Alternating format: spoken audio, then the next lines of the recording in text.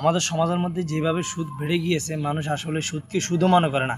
দেখেন, সুদের সবচেয়ে নিম্নমানের গুনাহ হচ্ছে নিজের আপন মায়ের সাথে জানা করা, আর সবচেয়ে বড় গুনাহ হচ্ছে আল্লাহ তাআলার সাথে গাদ্দারি করা।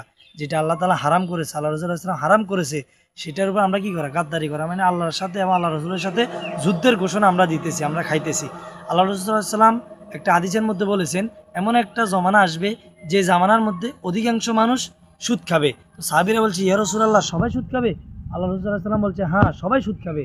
যে ব্যক্তি সুদ খাবে না তার গায়ের মধ্যে সুদের গন্ধ লাগবে, যে ব্যক্তি সুদ খাবে না সে সুদি লেনদেনে খুশি হবে, সে সুদি লেনদেনের চুক্তির লেখক হবে, সে সুদি করে দাওয়াত খাবে। এরকমভাবে যত প্রক্রিয়া রয়েছে সবগুলো সুদের অন্তর্ভুক্ত।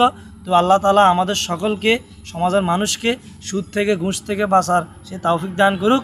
আল্লাহ আমাকে, আপনাকে, বিশেষ করে সবাইকে এত বড় পাপ গুনাহ থেকে বাঁচার তৌফিক দান করুক। আমিন।